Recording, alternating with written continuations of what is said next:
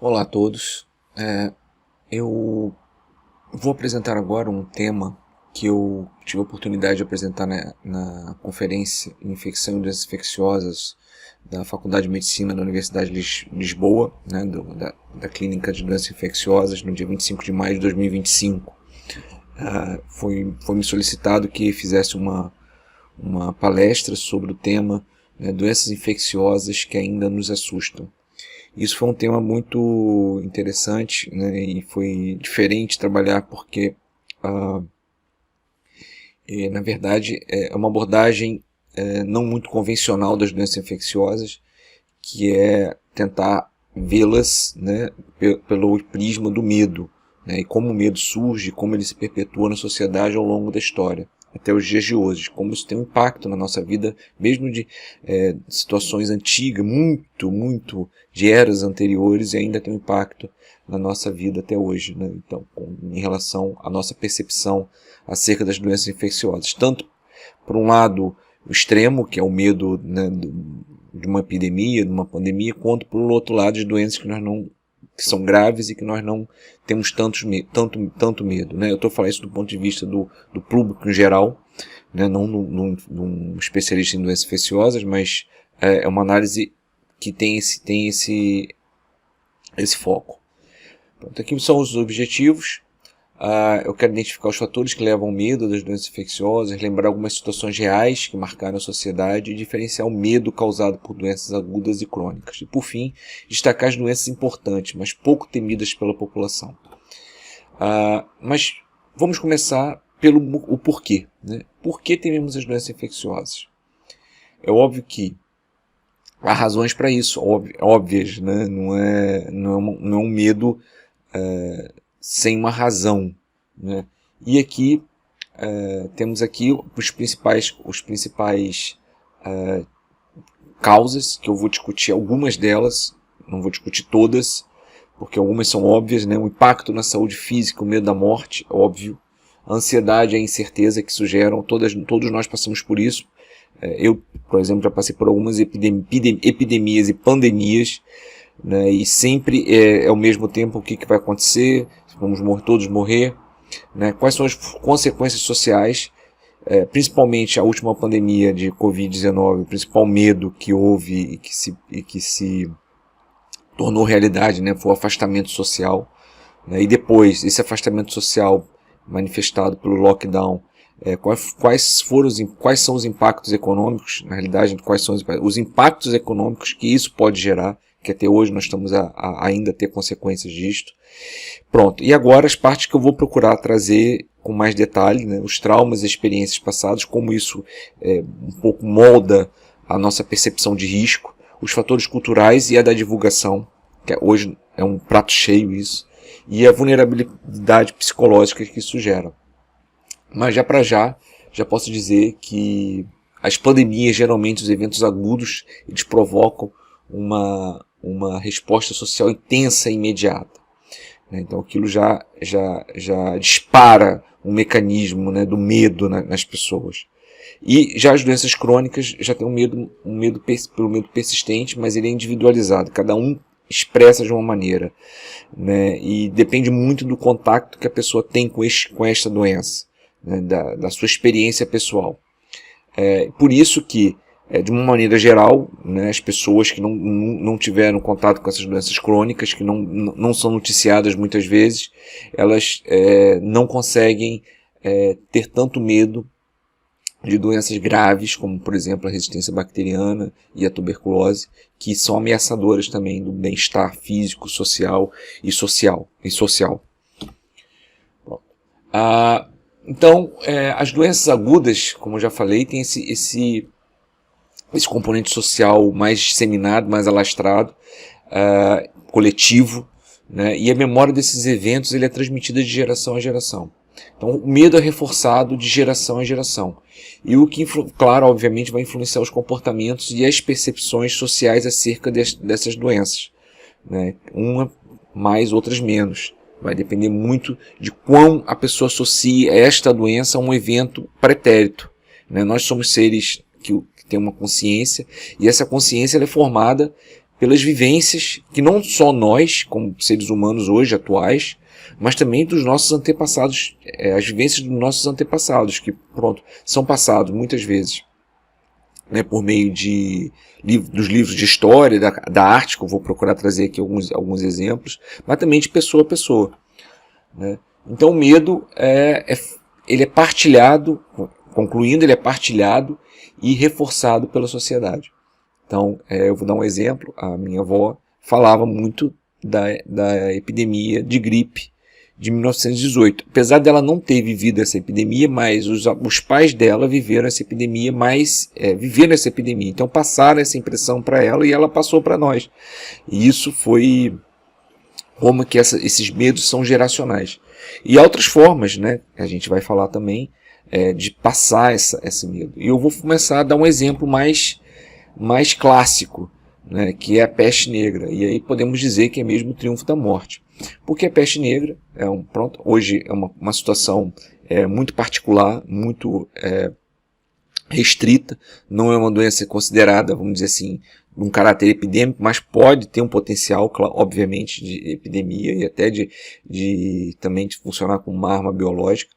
Mas ela é uma bactéria que é transmitida por ectoparasitas ou de pessoa a pessoa. Na forma clínica que a gente mais conhece é a peste bubônica, que é a peste que causa a linfadenomegalia, e essa linfadenomegalia ela é intensa, dolorosa e pode supurar, então é peste bubônica, mas há outras manifestações clínicas, não vou discutir a peste em si aqui, a doença em si, mas posso dizer que é uma doença muito grave e que naquela altura, né, no século XIV, chegou a dizimar especula-se que até 50% da população. Não se sabe bem ao certo, mas a estimativa é que cerca de 1/3 a 50% da população morreu. Obviamente isso causa profundas marcas sociais na população. E a gente vai ver como isso aconteceu. E aqui só alguns exemplos, né, de um caso recente de peste. Tá aqui o link, então quem quiser, é uma doença grave que pode causar necroses e sepsemias.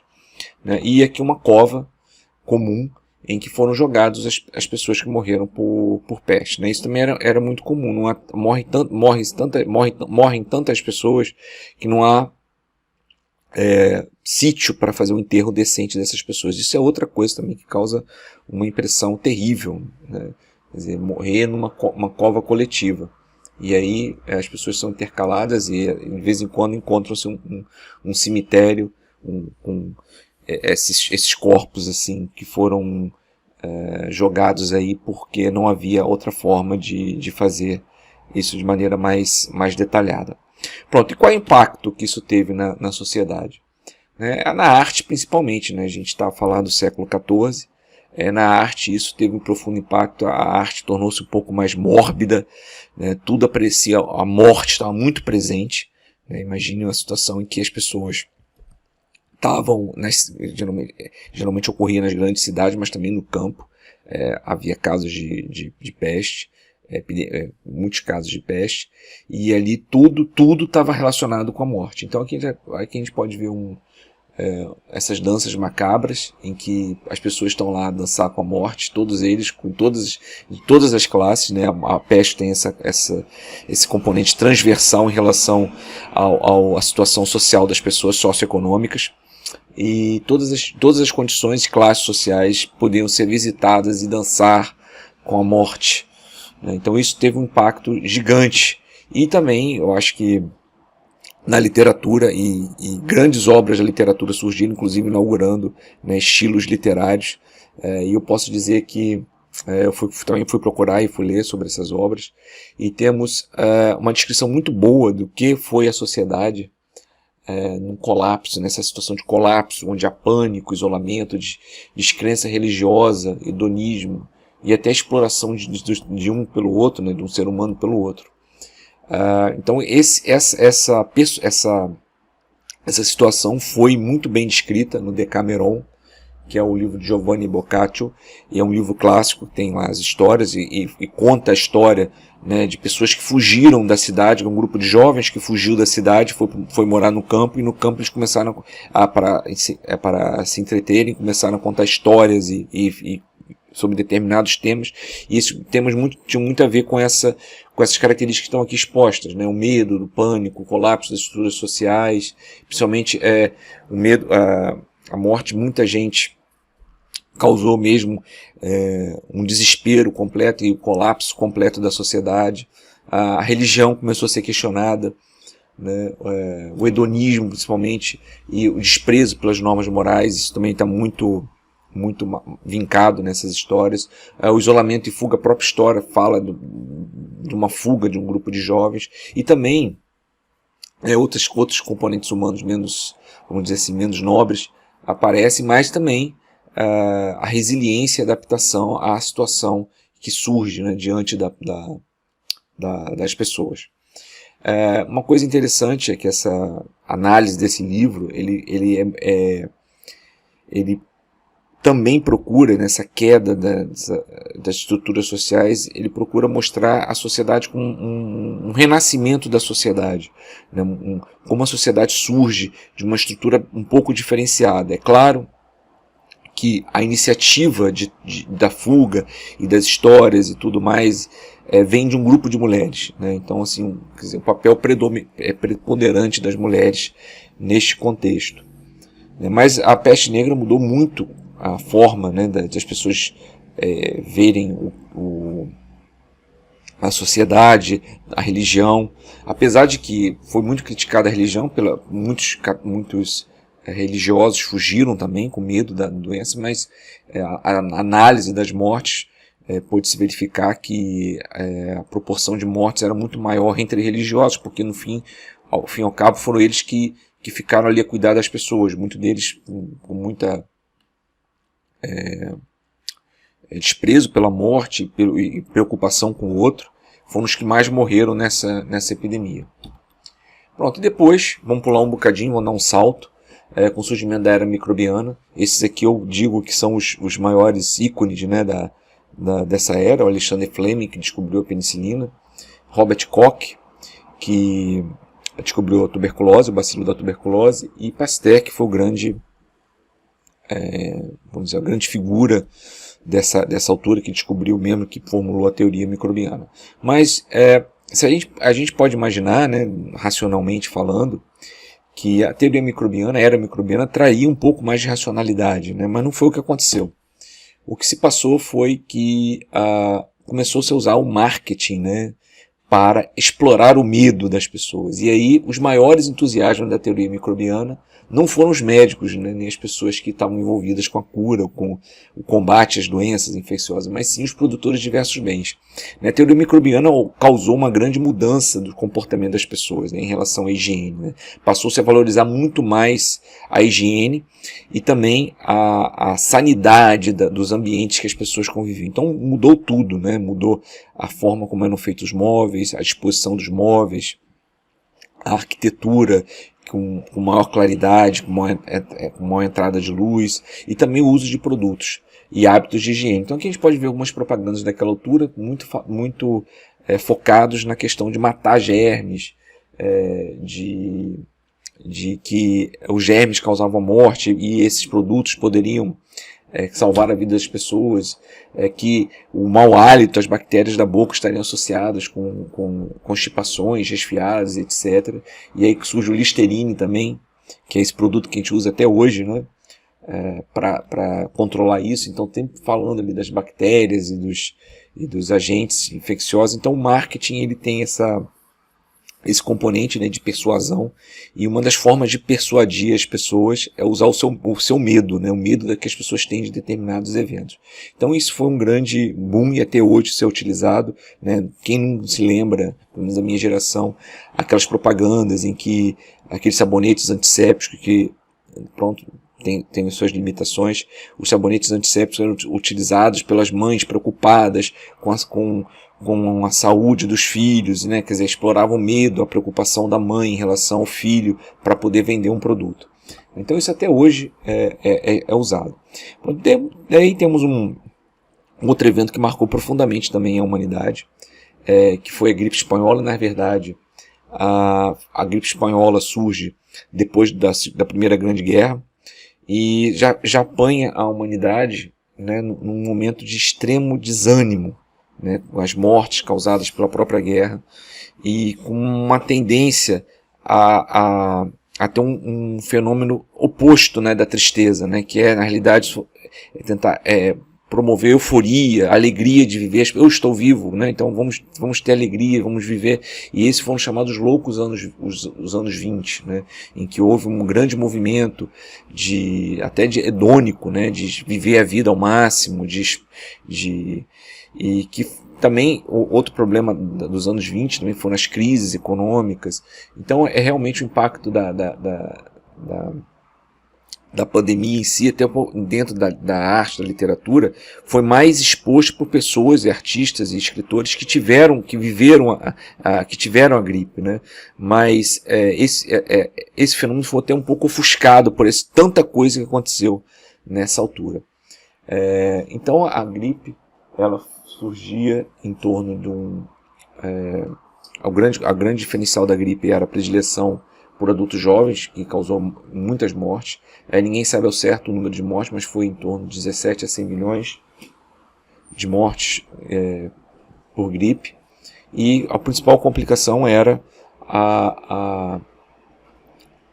o quadro pneumônico que ela causava, pneumonia associada à sobreposição tanto da própria influenza, depois a sobreposição bacteriana, que não havendo tratamento naquela altura, causou a morte de inúmeras pessoas, né? E como é que as doenças infecciosas são retratadas no cinema e na literatura, né? Isso também está muito presente, o medo nessa forma de arte. Depois, né, do surgimento do cinema, várias situações epidêmicas foram retratadas na sétima arte, né? Então, vários filmes, livros retrataram o pânico, o isolamento, o impacto social das epidemias, e o que reforçou o medo coletivo. Então, aqui podemos dar alguns exemplos, né? Podemos ver alguns títulos, né? Outbreak, surto fatal, o medo está a espalhar-se, ventos do terror, né? A sua próxima suspiro pode ser o seu último, né? O agente satânico, o Outbreak, isso aqui parece ser um pouco menos chamativo, mas depois ele tá embaixo, está escrito: tente permanecer calmo, né? O pânico nas ruas, morte negra. E por último, esse filme que é muito interessante, que foi mesmo lançado um pouco antes da epidemia de AIDS. Eu não vou mostrar aqui o excerto que eu separei, mas ele fala sobre um surto de herpes genital numa ilha. E a doença era tratada de uma maneira muito, de uma forma estigmatizante, né? As pessoas tinham medo de apanhar e depois terem medo de cancro, de câncer, ou de não poderem ter filhos, e isso mesmo no ano um pouco antes, meses antes da descoberta do HIV. Então, o HIV, ele veio já o medo do VIH, que a gente vai falar mais para frente, não foi, né, voltando para o VIH, que foi uma outra grande epidemia, não foi uma coisa isolada, né? É claro que nessa altura houve a questão da associação do VIH com o comportamento, né, de homens que têm sexo com homens, que foi até chamado de peste gay naquela altura, mas pelo desconhecimento dos mecanismos de transmissão. Obviamente, associando essa doença com o sexo, pronto, realmente ela é uma doença sexualmente transmissível, ela imediatamente passou a ser uma doença com uma abordagem social complicada, né? Isso foi visto pela negação e pelo processo de estigmatização que depois se ocorreu. Então, obviamente, né, pelo componente fatal da doença naquela altura, né, nos anos 80 e 90, uma doença uniformemente fatal, quem apanhava essa doença morria.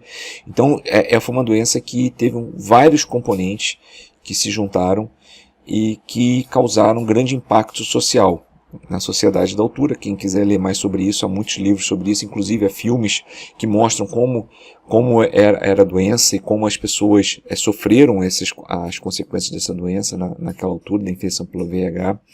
É um filme que eu recomendo, e a banda continua a tocar. E também Filadélfia, também são filmes, Streets of Philadelphia, que são filmes que retratam a pandemia de HIV mesmo no início, né, como ela era, e o quão ela causou de medo nas pessoas, né, e também de preconceito, porque inicialmente ela era associada exclusivamente a esse grupo de pessoas, e que depois viu-se que não era nada disso, que havia outras formas de transmissão, mas esse medo, essa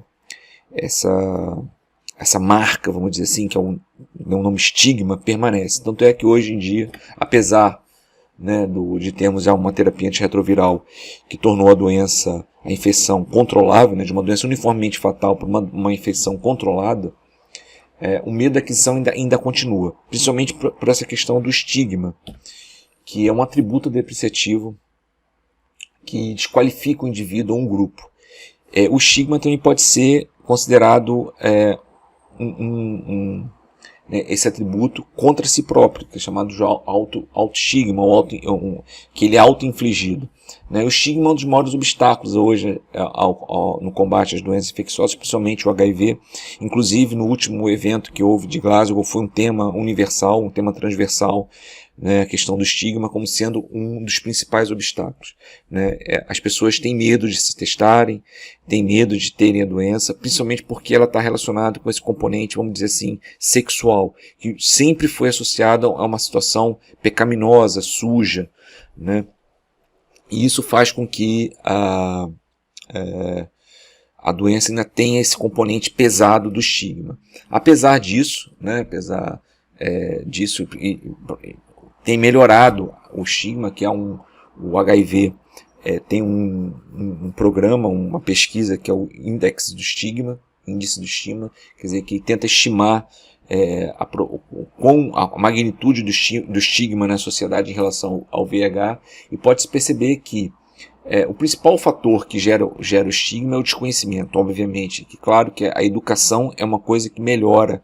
E tem se visto isso, que a educação, a literacia em saúde tem melhorado, mas ainda é insuficiente, porque ainda as pessoas que têm VIH ainda experienciaram discriminação social, o autoestigma sendo uma situação muito forte que impede as pessoas muitas vezes de procurarem os serviços de saúde, às vezes de esconderem o seu diagnóstico, de terem dificuldades de, por exemplo, eu vejo muito isso. Às vezes as pessoas preferem ter um cuidado numa instituição de saúde longe dos seus domicílios, da sua casa, com uma dificuldade enorme de transporte, locomoção, por medo de serem descobertas. E apesar de tudo, ainda também há o estigma entre os profissionais de saúde, dos profissionais de saúde em relação aos doentes. Isso é uma coisa que está a melhorar, está a diminuir, mas ainda é um fator. Então, isso acontece. Apesar da melhora, ainda existe. Então, o principal desafio hoje, e uma coisa que tem que ser abordado muito, é essa questão do estigma. E as pandemias recentes? O que se dá em relação ao medo, em relação a essas pandemias? Principalmente o que nós temos aqui de problema é a cobertura midiática das pandemias, que é muito intensa atualmente, na atualidade. Hoje, antigamente nós tínhamos a Hora do Repórter na TV aberta, tinha aqueles jornais específicos, aqueles horários específicos, era o Jornal da Tarde, o Jornal da Manhã e etc. Hoje não, hoje é canais só de notícias. Então há uma explosão, uma exposição intensa das pessoas às notícias constantemente. E aí as narrativas dramáticas, imagens chocantes aparecem. Claro que a própria comunicação social procura explorar isso para ter mais audiência. As redes sociais amplificaram o medo e viralizaram as informações. Além disso, as redes sociais também viralizou o medo e amplificou e viralizou essas informações. Muitas vezes a reverberação são de informações falsas. A gente vai ver isso no próximo slide, o que pode gerar desinformação e pânico. E aí surge esses dois termos novos, a infodemia, que é a exposição constante às informações sobre doenças, muitas vezes falsas ou enganosas, e as fake news, que viralizam nas redes sociais, o que dificulta um pouco o combate às epidemias e aumentam o sofrimento psicológico da população.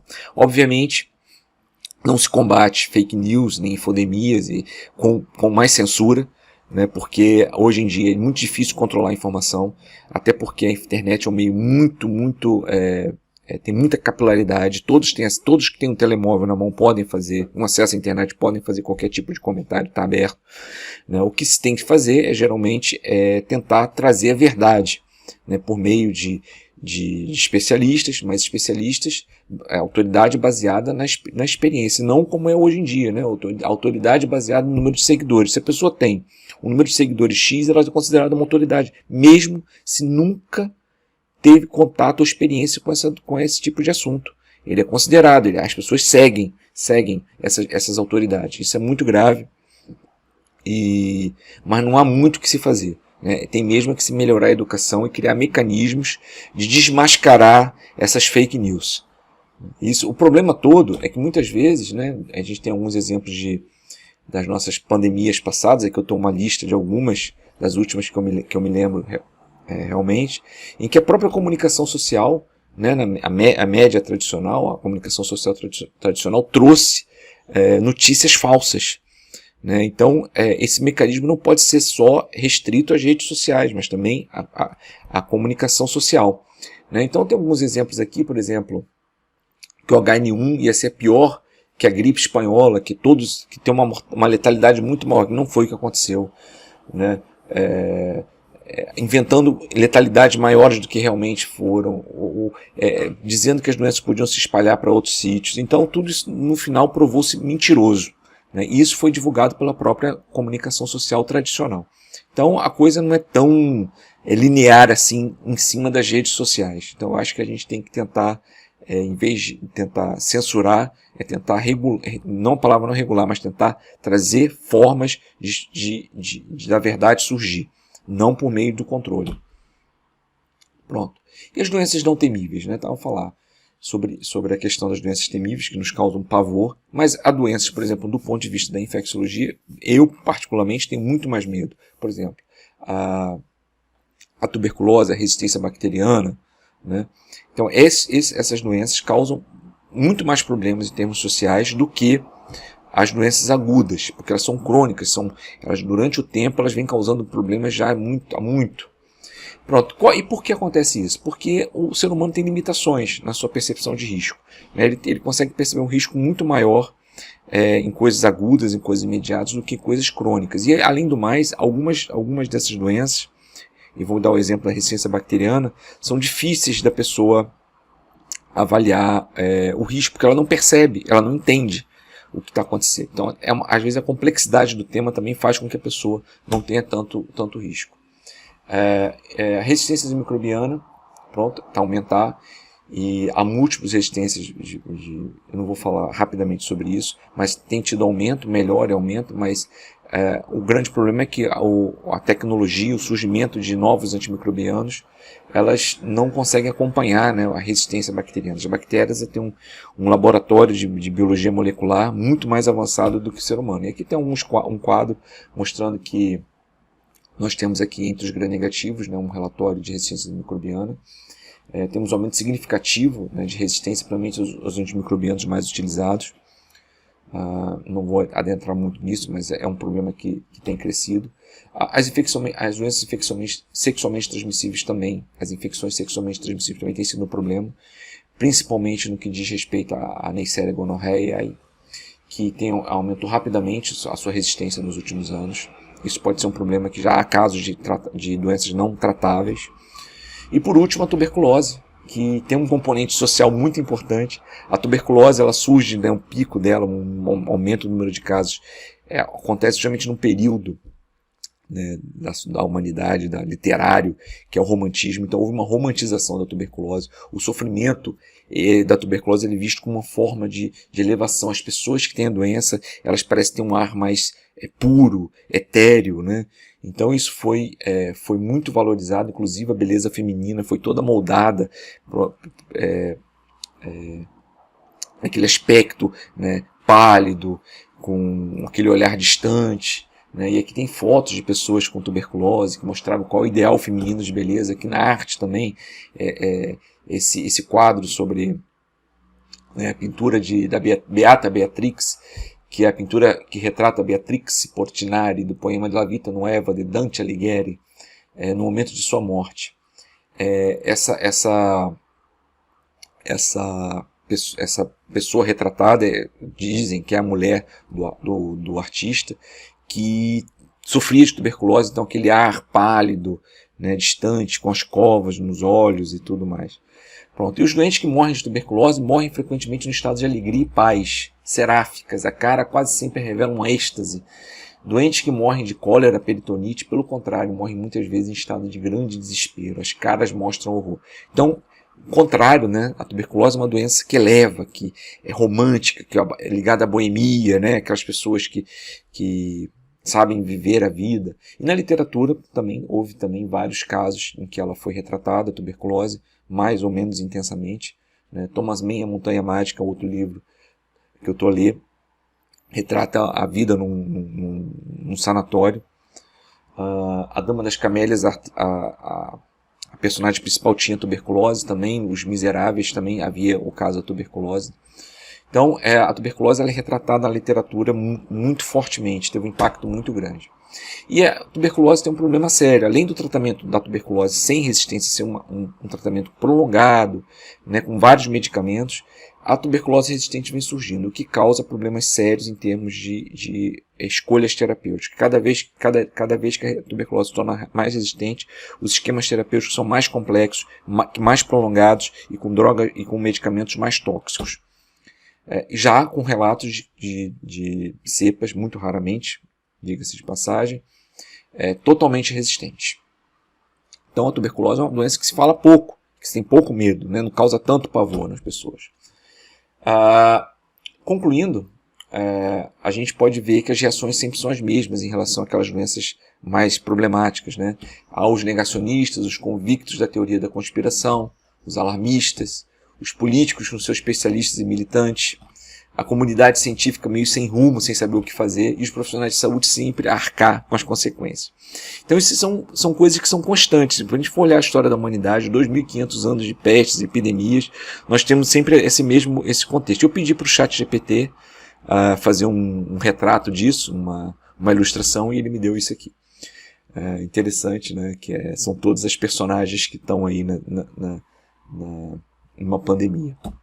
E por fim, eu também queria passar por último aqui, né, uma abordagem mais profética, ou profética não, filosófica da morte pelos estoicos, que são personagens que eu gosto muito, né, são a filosofia que eu gosto muito, né, Epíctetos, que fala que cada dia diante dos olhos a morte, tem a cada dia diante dos olhos a morte, o exílio e tudo o que parece assustador, principalmente a morte. Jamais terás então qualquer pensamento baixo ou qualquer desejo excessivo.